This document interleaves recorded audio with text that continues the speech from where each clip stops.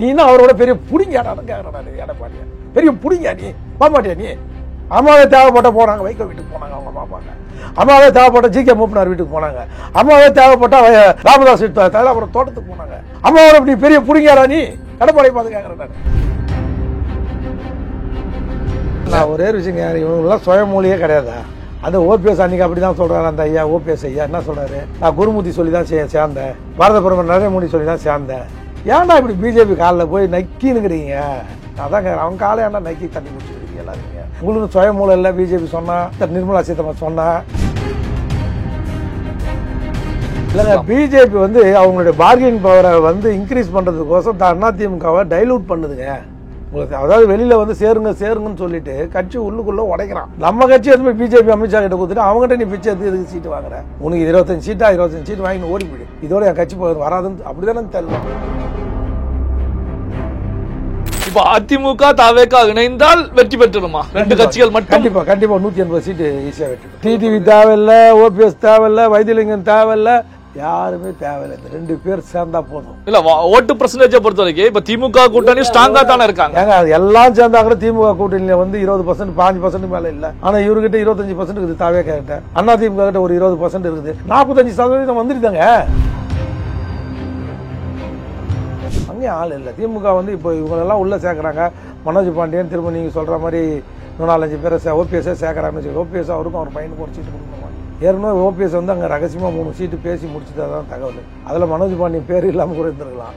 அதனால அவர் முன்னாடி போய் ஏறிட்டார் ட்ரெயின்னு சொல்லுவான். நீங்கள் பின்னாடி வந்தால் வாங்க, வராங்கன்னா போங்க. நான் அவர் பார்த்து அவர் கன்ஃபார்ம் பண்ணிட்டார் ஆளுநர்.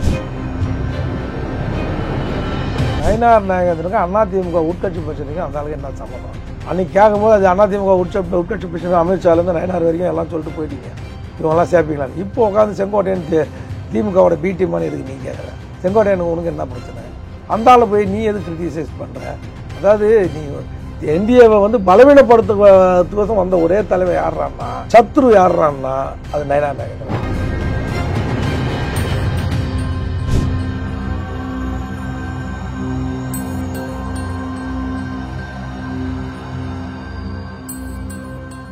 ரியல் ஒன் நண்பர்கள் உறவுகள் அனைவருக்கும் வணக்கம். இன்று நம்மோடு இருப்பவர் அரசியல் விமர்சகர் ஆவின் வைத்தியநாதன் அவர்கள். வணக்கம் சார். வணக்கங்க. இப்போ செங்கோட்டையனுடைய பேட்டி நீங்க பார்த்திருப்பீங்க. அதாவது முழுக்க டெல்லி பாஜக சொன்னதைத்தான் நான் பண்ணினேன், கட்சியை ஒன்றிணைக்கக்கூடிய வேலைகள்ல நீங்க ஈடுபடுங்கன்னு சொன்னாங்க, அதைத்தான் நான் செய்தேன் அப்படின்னு சொல்லி கருத்துக்களை முன்வைக்கிறாங்க. ஒரே விஷயம், இவங்கெல்லாம் சுயமொழியே கிடையாதா? அந்த ஓபிஎஸ் அன்னைக்கு அப்படிதான் சொல்றாரு. அந்த ஐயா ஓபிஎஸ் ஐயா என்ன சொல்றாரு? நான் குருமூர்த்தி சொல்லி தான் சேர்ந்தேன், பாரத பிரதமர் நரேந்திர மோடி சொல்லி தான் சேர்ந்தேன். ஏன்டா இப்படி பிஜேபி காலில் போய் நக்கின்னுக்கிறீங்க?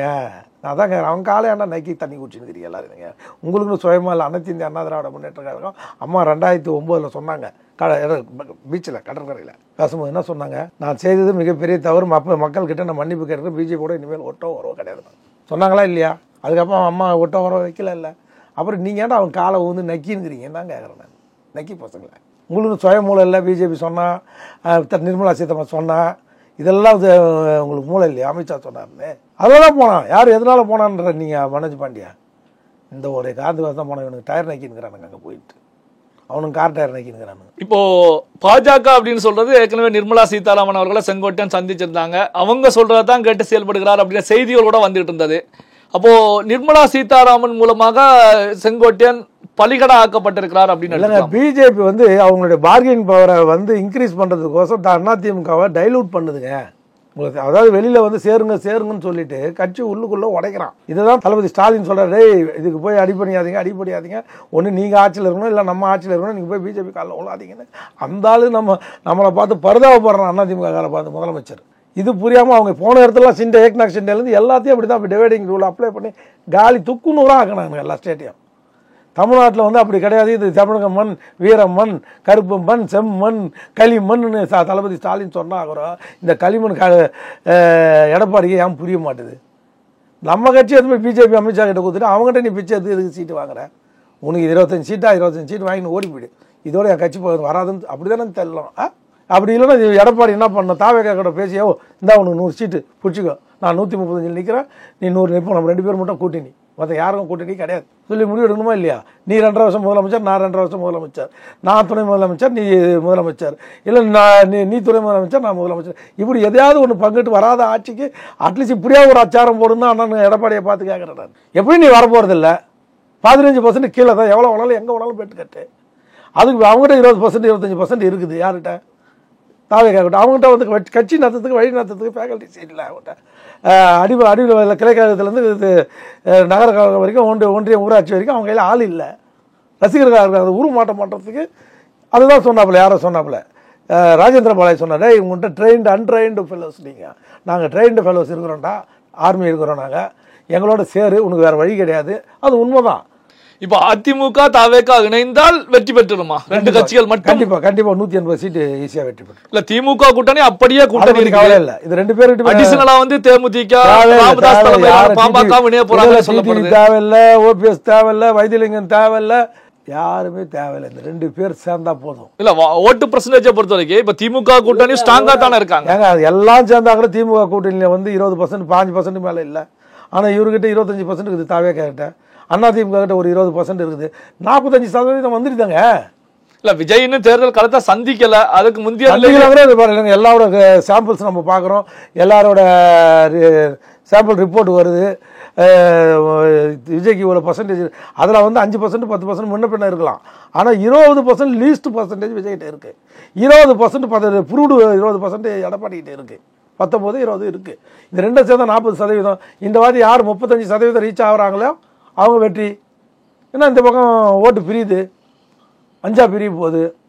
இந்த கால்குலேஷன் கூட போட்டு எதையோ ஒன்று விஜய்கிட்ட நேரடியாக போய் உட்காந்து பேசி அவனுக்கு கொடுக்குறத கொடுத்து இல்லை வாங்குறத வாங்கி எதையோ ஒன்று பேச்சு முடியாது சொல்லி இந்த எடப்பாடிக்கிட்ட சொன்னால் உக்காந்திங்கன்னே எதுவுமே முடிக்காமல் உட்காந்து யார் வருவான்? வேணும்னா கமலஹாசன் வீட்டுக்கு போய் பிறந்தநாள் பார்த்து சொல்கிறாரா இல்லையா முதலமைச்சர்? அவருக்கு தேவை இப்போ போனாரா? வீடு ஏறி போனாரா இல்லையா முதலமைச்சர்? நீ இன்னும் அவரோட பெரிய பிடிங்காடான்னு கேட்குறேன். எடப்பாடியா பெரிய பிடிங்க, நீ போகமாட்டியா? நீ அம்மாவே தேவைப்பட்ட போனாங்க, வைகோ வீட்டுக்கு போனாங்க அவங்க அம்மா அப்பாங்க. அம்மாவே தேவைப்பட்ட ஜிகே மூப்பனார் வீட்டுக்கு போனாங்க. அம்மாவே தேவைப்பட்ட ராமதாஸ் தைலாபுரம் தோட்டத்துக்கு போனாங்க. அம்மாவோட இப்படி பெரிய பிடிங்காரா நீ? எடப்பாடி பார்த்து கேட்குறேன். நான் எப்படிலாம் திட்ட முடியல பொதுவையில். ஏன்னா நேரில் எல்லாம் மாட்டேன்னா நீ செத்தடா நீ என்கிட்ட. இப்போ வைகோ அப்படின்னு சொல்லும் போதா இன்னொரு தகவல். வைகோ அவர்கள் வந்து ஒரு தகவலை முன் வச்சிருக்காங்க. 2011 சட்டமன்ற தேர்தலில் நான் ஓபிஎஸ் மூலமாக ஜெயலலிதா அவர்களுக்கு தூது அனுப்பினேன், அதிமுக கூட கூட்டணி வைப்பதற்கு சம்மதம் அப்படின்னு தெரிவிச்சிருந்தேன். ஆனால் ஓபிஎஸ் அவர்கள் அங்கே மாற்றி பொய் சொல்லிட்டாங்க. இதன் மூலமாக கூட்டணி அமையல. ஆனால் ஜெயலலிதா அவர்களை பொறுத்த வரைக்கும் 14 தொகுதிகள் வரைக்கும் கொடுப்பதற்கு தயார் நிலையில தான் இருந்தாங்க. அந்த பாவத்துக்கான பரிகாரத்தை ஓபிஎஸ் இப்போ அனுபவிச்சுக்கிட்டு இருக்கிறார் அப்படின்னு வைகோ. ஓபிஎஸ் மட்டும் அந்த முடிவு எடுத்துக்கிறதுக்கு வாய்ப்பு இல்லை. தியாகத்தில் சின்னமாக சொல்லியிருப்பாங்க, அதனால அவர் அமைக்க வாசிட்டு இருப்பார். அது வந்து ஓபிஎஸ் ஒன்று அவ்வளோ பெரிய வீர சூழலாம் கிடையாது. சின்னமாவோ இல்லை டிடிவி சாரோ பிரேக் வச்சிருப்பாங்க, வைகோ வெள்ளத்துன்னு முடிவு பண்ணியிருப்பாங்க, தெத்திருப்பாங்க. அதே மாதிரி தான் சொல்ல வரேன். ஓபிஎஸ்க்கு திரும்ப மீண்டும் ஒரு வாய்ப்பு வந்து எடப்பாடி முதலமைச்சர் ஆகினேன் ஒரே மாதத்தில் டிடிவி சார் சொன்னார், நம்மகிட்ட அப்போ 18 எம்எல்ஏ இருக்கிறாங்க, புரியுதுங்களா? அப்போ வந்து ஓபிஎஸ் வந்து முதலமைச்சராக மீண்டும் சேர்த்தலாம் நான் சொல்கிறேன். இந்த எடப்பாடியும் தங்கமணியும் டிடிவி சாரும் மரியாதை குறைவாக நடத்தினோன்னே இது தேவையாங்கன்னா நீர் அடித்து நீர் வளராது, அந்தாலே கூட்டு வாடான்னு சொன்னாங்க. யாரை? ஓபிஎஸ் அவர்கள். ஆமாம், அன்றைக்கி நைட்டு வீட்டில் வந்து கற்பகம் கார்டன் வீட்டில் எல்லாரையும் வாட்ச்மேன் எல்லாரையும் அனுப்பிச்சிட்டோம். வரணும் ஒத்துட்டார். யாரும் மைத்திரியன் கூப்பிட்டு வரணும்னு ஒத்துட்டார். ஆனால் டாக்டர் மைத்திரியன் அப்படியே ஓபிஎஸ்கிட்ட இந்த உண்மையை சொல்லாமல் எதிர் சைடில் காசு வாங்கிட்டு எடப்பாடிக்கிட்ட மறைச்சிட்டார். புரியுதுங்களா? நான் திரும்ப என்ன ஆச்சு வெயிட் பண்ணுறாரு, திரும்ப சார் கூப்பிட சொல்கிறாரு அப்படின்னு போய் வீட்டில் போய் கேட்குறேன். சாரை வேணா என் வீட்டுக்கு வர சொல்லுண்ணா. யார்? ஓபிஎஸ் அவர்களா? டாக்டர் மைத்திரியன். ஓபிஎஸோட வலதுகிறவங்க தான். இப்போ தான் வைத்தியரிங்க அப்பா அவர் தான். யார்கிட்ட போய் நான் இதை எப்படி திருப்பி சொல்கிறது? இப்படியா கெடுத்துக்கணும்? இல்லை ஓபிஎஸ் முதலமைச்சர் மீண்டும் ஆயிருப்பார். அந்த வாய்ப்பும் கெடுத்தவர் டாக்டர் மைத்திரியன். அப்புறம் ஓபிஎஸ் இதில் சந்திக்கும் போது என்கிட்ட சொல்லவே இல்லை, வைத்தியம் நீயே நேரடியாக வந்து சொல்லிடலாமே, வருத்தப்பட்டார். சார் திரும்ப ஒரு 2 மாதத்துலேயே சிறைச்சாலை டெல்லி சிறைச்சாலைக்கு திகாருக்கு போகிறதுக்கு முன்னாடியே மீண்டும் அவர் ஆகியிருப்போம். அந்த வாய்ப்பை கெடுத்தது டாக்டர் மைத்திரியன். அதனால தான் இன்றைக்கி அவர் சிரமப்பட்டு வேறு வழி இல்லாமல் திமுக போகிறோம். அதிமுகவில் அவர் மரியாதை போனதுக்கு காரணம் என்னென்னா 2 சைடுக்கும் நம்பிக்கை உரையதாக இல்லை. வைகோ அவர்கள் இந்த நேரத்தில் எதுக்கு அந்த 2011 விஷயத்தை ஞாபகப்படுத்துகிறார்? திமுகவிடம் வந்து நாங்கள் 2011 14 தொகுதிகள் அதிமுக கொடுக்க தயாராக இருந்தாங்க, அதனால எங்களுக்கு அதிகமான தொகுதிகள் வேண்டும் அப்படிங்கிறத சொல்ல வர்றாரா, அல்லது ஓபிஎஸ்ஐ விமர்சிக்கணும் அப்படிங்கிற அடிப்படையில் இந்த கருத்துக்களை முன்வைக்கிறாரா? எப்படி புரிந்து? இல்லைங்க, ஒரே விஷயம் பார்கெனிங். நீங்கள் 2வது சொன்னது தான், பார்கெனிங் பவர் இன்க்ரீஸ் பண்ணணும். திமுக நம்ம இந்த இருக்கிற 6 குறைச்சிடக்கூடாது. கண்டிப்பாக குறைக்க போகிறாங்க வைகோக்கு. இந்த ஆள் இருந்தால் தானே அங்கேயும் அங்கேயும் ஆள் இல்லை. திமுக வந்து இப்போ இவங்களெல்லாம் உள்ளே சேர்க்குறாங்க. மனோஜ் பாண்டியன் திரும்ப நீங்கள் சொல்கிற மாதிரி இன்னும் 4-5 பேரை ஓபிஎஸ்ஸே சேர்க்குறாங்கன்னு வச்சு, ஓபிஎஸ் அவருக்கும் அவர் பையனுக்கு ஒரு சீட்டு கொடுக்கணுமா? ஏற்கனவே ஓபிஎஸ் வந்து அங்கே ரகசியமாக 3 சீட்டு பேசி முடிச்சுட்டு தான் தகவல். அதில் மனோஜ் பாண்டியன் பேர் இல்லாமல் கூட இருந்திருக்கலாம். அதனால் அவர் முன்னாடி போய் ஏறிட்டார் ட்ரெயின்னு சொல்லலாம். நீங்கள் பின்னாடி வந்தால் வாங்க, வராங்கன்னா போங்க, நான் அவர் பார்த்து அவர் கன்ஃபார்ம் பண்ணிட்டார் ஆலங்குடிக்கு. இல்ல அந்த சைடு திருநெல்வேலி அந்த சைடு திமுக உட்கட்சிக்குள்ளேயே மோதல்கள் இருக்கிறது கொஞ்சம் வீக்கா இருக்கு அப்படிங்கிற நிலையில தான் ரிப்போர்ட் வந்து சிஎம்க்கு கிடைச்சதா சொல்லப்படுது. அதான் அந்த பக்கம் இல்ல அந்த பக்கம் திமுகவும் வீக்கா இருக்கு. இந்த பக்கம் அவங்க எப்பவுமே நாடார் சமூகம் வந்து முக்குலத்தூருக்கு எதிரானவர்கள். அங்க யாருக்கு எதிரானவர்கள்? முக்குலத்தோர் சமுதாயத்துக்கு எதிரானது. இப்போ தமிழக பாஜகவை பொறுத்த வரைக்கும் பெரிய அளவுல இப்ப நயினார் நாகேந்திரன் அவர்கள் சுற்றுப்பயணம் சென்றாலும் பெரிய அளவுல செல்ஃப் எடுக்கல அப்படின்னு கூட சொல்லலாம். பெரிய அளவுல மீடியா போக்கஸ் இல்லாம இருக்கு. அண்ணாமலை அவர்களும் வெளியில இல்லாத ஒரு சூழல் இருந்துகிட்டு இருக்கேன் இப்போ. இல்ல ஒரே ஒரு விஷயம், நயினார் நாகேந்திரனுக்கு அதிமுக உட்கட்சி பிரச்சனைக்கு அந்த ஆளுக்கு என்ன சம்பந்தம்? அன்னைக்கு கேட்கும்போது அது அதிமுக உட்கட்சி பிரச்சனை, அமித்ஷாலேருந்து நயினார் வரைக்கும் எல்லாம் சொல்லிட்டு போயிட்டீங்க, இவங்கெல்லாம் சேர்ப்பீங்களான்னு. இப்போ உட்காந்து செங்கோட்டையன் திமுகவோட பி டீமானு எதுக்கு நீ கேட்குற? செங்கோட்டையனுக்கு உனக்கு என்ன பிரச்சனை? செங்கோட்டையனுடைய தகுதி என்ன, உன்னுடைய தகுதி என்ன? அந்த ஆளோட சீனியாரிட்டி என்ன, உன்னுடைய சீனியாரிட்டி என்ன? அந்த ஆரம்பத்துலேருந்து அதிமுகவோட பெல்ட் 1972 அண்ணன் செங்கோட்டையன் அனைத்து இந்திய அண்ணா திராவிட முன்னேற்ற கழகம் பேர் வைக்கிற காலத்துலேருந்து அந்த ஆள் இருக்கிறான். அந்த ஆளை போய் நீ எது கிரிட்டிசைஸ் பண்ணுற?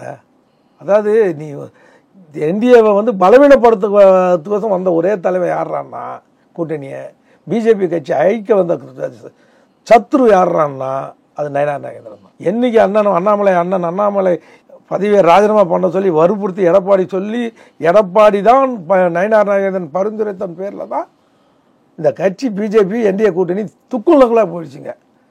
இனிமேல் என்டிஏ கூட்டணி தமிழ்நாட்டில் காலை கூட வைக்க முடியாதுங்க. சும்மா இவங்கெல்லாம் திமுகலாம் எதுக்க முடியாது. இன்னைக்கு கூட்டி திமுக அச்சிருவான் 200 தொகுதி, 180 200 தொகுதி ஈஸி அச்சிருவான். இப்போ கூட்டணியும் இல்லை, ஒரு கரஸ்பெக்ட் லீடரும் கிடையாது. அண்ணாமலை தன்னை உருவாக்கிட்டு வந்தார், அவரையும் பிடிங்கிட்ட. அண்ணாமலைக்குன்னு ஒரு டீம் இருக்குது. இப்போது தற்கொலை டீம் மாதிரி, தற்கொலை போட மாதிரி அண்ணாமலை தமிழ்நாட்டு ஃபுல்லாக ஒரு டீம் உருவாக்கி வச்சுருக்காரு. அந்த டீம் பிஜேபி ஓட்டு போடுமானா போடாது. இந்த கூட்டணி ஓட்டு போடுமா? என்டிஏ கூட்டணி போடாது. இல்ல அண்ணாமலை அவர்களும் கட்சிக்கான வேலைகள்ல தேர்தலுக்கான வேலைகள்ல ஈடுபட்டு இருக்காரு அப்படின்னு சொல்லப்படுது. அதுங்க அண்ணாமலை தனி கட்சி ஆரம்பிப்பாரு, இல்லைன்னா மீண்டும் பிஜேபியோட தலைவராக வருவார், மாநில தலைவராக வரணும். 2 ஆப்ஷன் தான். இல்ல அண்ணாமலை அவர்களே திமுகவுடைய பி டீம் அப்படிங்கிற பேச்சுக்களும் திமுக கூட ஏங்க திமுகவோட பி டீமா யாருமே இருக்க முடியாதுங்க. அப்படி பார்த்தா ஒரே ஒரு ஆள் தான் இருக்க முடியாது. யாருன்னா அண்ணன் எடப்பாடியார். அவருக்கு தான் அந்த நிர்பந்தம். கொடநாடு கொலை வழக்கு கேஸ் இருக்கு, 5 கொலை நடந்திருக்கு. இன்னும் வரைக்கும் அது வந்து ஒரு ஸ்டெப்பு கூட முன்னேறல. எங்க அதை ஆரம்பிச்சுதோ அதே இடத்துல தான் நிற்குது. முதலமைச்சர் என்ன சொன்ன, நான் ஆட்சிக்கு வந்த 3 மாதத்தில் அம்மாவோட கோவில், அம்மாவோட இதயம் அது அங்கே தான் இருக்குது, அதனால் நான் நடவடிக்கை எடுத்தே அவன் உண்மையான குற்றவாளியை கோர்ட்டு முன்னாடி நிறுத்துவேன். இது வரைக்கும் நிறுத்தலை. 4.25 வருஷம் முடிஞ்சு நிறுத்தலை. இன்னும் 3 மாதத்தில் நிறுத்திட்டு போகிறாரா? அது வந்து தீராத பழி.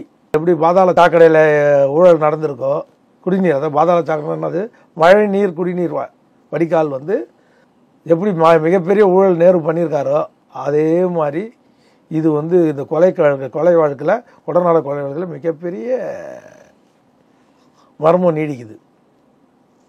எப்படி அது சிபிஐக்கு ஒன்று தமிழ்நாடு அரசால் கையால் துப்பு இல்லைன்னா அது வந்து 2 கேரளா மாநிலம் கர்நாடக மாநிலம் சம்மந்தம் இருக்கிறதுனால சிபிஐ கிட்ட ஒப்படைக்கணும். முதலமைச்சரே நேரடியாக சிபிஐ கிட்ட அது ஒப்படைக்கணும். 2வது பாதிக்கப்பட்டவங்க யார்? அந்த ப்ராப்பர்ட்டியோட ஓனர், அந்த கொடநாடோட ஓனர் யார்? திருமதி சசிகலா நடராஜன். அந்த அம்மா சிபிஐக்கு கோரலாம். அதே மாதிரி அந்த அம்மா அந்த இடத்துல என்னென்ன பொருள் இருந்தது, என்னென்ன பொருள் இல்லை என்ற கம்ப்ளைண்ட்டை யார் கொடுக்கணும்? திருமதி சசிகலா நடராஜன் தானே கொடுக்கணும். ஏன் கொடுக்கல சின்னம்மா? ஏன் சொல்ல மாட்டாங்க? புதுவையில் இவ்வளோ டாக்குமெண்ட் இருந்தது, இவ்வளோ பணம் இருந்தது, இவ்வளோ நகை இருந்தது, எதையுமே சொல்ல மாட்டாங்க. அவங்க ஏன் சொல்ல மாட்டாங்க? சரி, எதுவுமே சொல்ல சிபிஐக்கு இந்த வழக்கை எங்கள் ஸ்டேட் கவர்மெண்ட் ஏஜென்சி மேலே நம்பிக்கை இல்லை, இந்த வழக்கை எனக்கு மாற்றுங்க, என் காவலாளி இறந்துட்டான், என்னுடைய பணியாளர் 4 பேர் இறந்துட்டான், டிரைவர் கனகராஜிலேருந்து சிசிடிவி கேமரா ஆப்ரேட்டரு தினேஷ்லேருந்து எல்லாருமே இறந்துட்டான், இந்த சாவல மர்மம் இருக்குது, ஆளுங்கட்சி வந்து எதிர்கட்சியோட சேர்ந்துது, அதனால இந்த மாநிலத்தில் இந்த வழக்கை விசாரணை பண்ணக்கூடாது, இப்போ இந்த கர்நாடகாவில் விசாரணை பண்ணுங்க, இல்லை ஆந்திராவில் விசாரணை பண்ணுங்க. எப்படி அம்மா சொத்து குழுப்பு வழக்க திமுக அன்பாளுங்க, இந்த அன்பாளுங்கன்னா RS பாரதியம் இந்த மாநிலத்தில் அம்மா பேரில் கேஸ் நடத்தினா நியாயம் கிடைக்காதுன்னு போட்டாங்கல்ல, அதே கேஸை இவங்க திருப்பி போடணுமா இல்லையா? போட மாட்டுறாங்க. தியாகத்தள்ளி சின்னம்மையா மௌனம் காக்குறாங்க. என்ன காரணம்? சசிகலா அவர்கள் வந்து கடந்த காலத்துல அந்த வழக்குகள்ல முறைகேடுகள்ல சிக்கிறதுனால மாட்டி விடுவோம் அப்படின்னு சொல்லி சைலண்டா இருக்காங்களா? திருடனுக்கு தேல் கொட்டினா எப்படி இருக்கும் அது மாதிரி இருக்காங்க. அடுத்து அந்த பணம் எங்கே எப்படி வந்ததுன்னு கேட்டால் அது இவங்க கையில் பதில் இல்லை, அங்கே நகை எப்படி வந்ததுன்னு கேட்டால் அது இவங்க கையில் பதில் இருக்காது, என்னுடைய அனுமானம். அதனால தான் சிபிஐ வழக்கு கேட்க மாட்டாங்க. இப்போ ராமச்சந்திரன் வழக்கில் கேட்குறாங்க, நேரு குடும்பம் நியாயம் இருக்குது, சிபிஐ கொடுக்குறாங்க. இந்த வழக்கில் நீங்கள் ஏன் இது வரைக்கும் சிபிஐ எனக்கு இந்த இன்வெஸ்டிகேஷன் ஏஜென்சி மேலே நம்பிக்கை இல்லைன்ற ஒரு வார்த்தையை ஏன் சொல்ல மாட்டேறீங்கன்னு தான் கேட்குறேன். 2017 நடந்த கொலை வழக்கு, ஏப்ரல் 23 நடந்த அந்த கொலை வழக்கில் இன்னைக்கு வரைக்கும் விக்டிமிஸ்ன்னு சொல்லுவோம்ல, பாதிக்கப்பட்டது யார்? இவங்க காவலாளி. பொருள் யாருது? சின்னம்மாது. அவங்க எனக்கு இந்தந்த பொருள் உள்ளே வச்சுட்டு போனால் நான் இந்தந்த பொருள் வெளியில் காணாமல் போயிடுச்சு, திருடு போயிடுச்சுன்ற அதுக்கு முன்னாடி ஒரு மேலாளர் எவனோ ஒருத்தன் கொடுத்துருப்பான். இவங்க வந்ததுக்கப்புறம் லிஸ்ட் அவுட் பண்ணல, அந்த லிஸ்ட் அவுட் இன்னைக்கு வரைக்கும் ஏன் பண்ண மாட்டாங்க? அதனால அந்த கேஸில் இவங்களே சேர்த்து தான் விசாரிக்கணும். யாரை? சசிகலா அவர்களை. ஆமாம், இந்த கேஸில் திரும்ப சசிகலா விசாரிச்சாதான். ஏற்கனவே சுதாகர் 3 வாட்டி வந்து விசாரிச்சாரு, அது வேற ஐஜி. ஆனால் இந்த குற்றவாளின்ற நோக்கத்தோட இவங்க தான் முதல்ல கேட்கணும். வேற திரும்ப சசிகலா இந்த வழக்கில் நீங்கள் என்ன பொருள் உள்ளே வச்சுருந்தீங்க, எதுக்கோசம் கொள்ளடிக்கப்பட்டது, இல்லை அவங்க சொல்கிற மாதிரி 3 பொம்மை ஏற்று போனானா, குரங்கு பொம்மை ஏற்று போனா அப்படின்ற மாதிரி சொல்லணும். அது மாதிரி குரங்கு ஏற்று போனானா குரங்கு என்ன ஏற்று போனால் என்ன இருந்தது அப்படின்ற தகவலை யார் சொல்லணும்? ஹவுஸ் ஓனர் தானே சொல்லணும். இப்போ அந்த அதுக்கு ஹவுஸ் ஓனர் யார்? ஏன் சொல்ல மறுக்கிறாங்க? அப்போ இவங்க மேலே எடப்பாடி மேலே எவ்வளோ சந்தேகம் வருதோ அதே மாதிரி இவங்க குடும்பத்து மேலே நம்மளுக்கு சந்தேகம் வருது. கரெக்டு தானே? மொத்தத்தில் ஒன்று சொல்கிறேங்க, அந்த அம்மா டிடிவி சார் சொல்கிற அந்த டைலாக் தான், இந்த பாப்பாத்தி சொத்தை ஏமாத்திரம் எவனோ உருப்பட்டதா இல்லைடான்றான். யார்? டிடிவி சார் அடிக்கடி சொல்லுவார். ஜெயலலிதா அம்மா பாப்பாத்தின்னு தான் சொல்கிறாங்க. அவங்க அம்மாவோட சொத்து, ஜெயலலிதா அம்மாவோட சொத்து பாப்பாத்தி சொத்து, அதை திருடி துண்ணுவன் ஒருத்தன் கூட உருப்பட மாட்டான்டா அப்படின்னு ஆணித்தரமாக சொல்லுவார் அவர் அடிக்கடி எங்கள்கிட்டலாம் பேசும்போது. அதே மாதிரி இவங்க திருடி தருவாங்க, அந்த சொத்தை வச்சுன்னு அத்தனை பேரும் என்ன ஆகிறான்னு மட்டும் பாருங்கள். பல்வேறு முக்கியமான தகவல்கள், செய்திகளை நம்முடைய உறவுகளுடன் பகிர்ந்து கொண்டதற்கு நன்றி சார். நன்றி, வணக்கங்க.